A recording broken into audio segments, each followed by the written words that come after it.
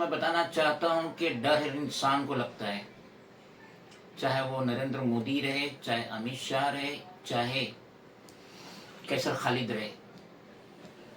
Suspended IPS officer. तो किस्सा कुछ ये कि टाइम्स ऑफ इंडिया के आर्टिकल मेरी नज़रों से गुजरा, आपके स्क्रीन पे है, डेटेड 29 जनवरी 2025, पेज नंबर 4 पे एक आर्टिकल है जो आपके स्क्रीन पे, जिसमें बताया गया है कि ACB summons IPS officer 6-10 days time. तो ये जो कैसर खालिद है, ये आईपीएस ऑफिसर थे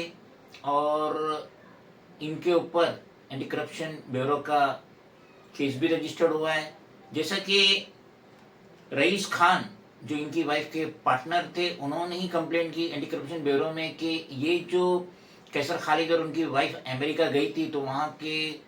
होटल में रहने का खर्चा विद अदर खर्चा 30 लाख रुपया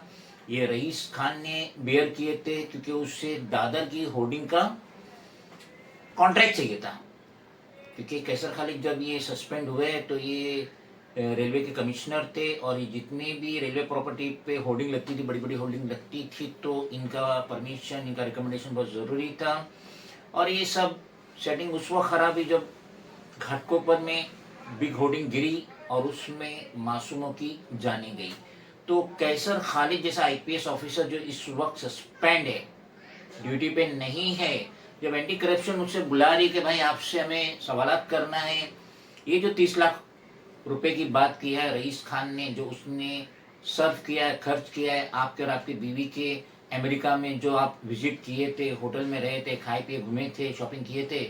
तो उस बारे में जब कैसर खालिद को बुलाया गया तो मैंने कहा ना, डर सबको लगता है। आईपीएस ऑफिसर कैसर खालिद को भी डर लगा और वो लिखत में लेटर दिए एंटी करप्शन ब्यूरो को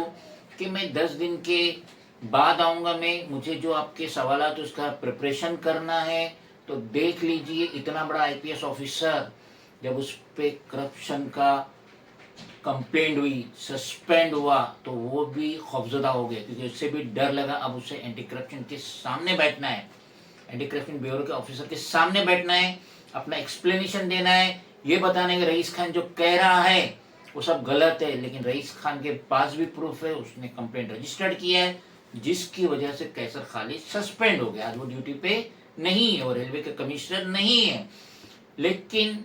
डर खौफ सबको रहता है। जैसे ही एसीबी का लेटर मिला, फॉरेन इनको जाना चाहिए था, लेकिन इन्होंने 10 दिन का टाइम मांगे, जो कि टाइम्स में आर्टिकल है, पेज नंबर 4, 29 जनवरी 2025।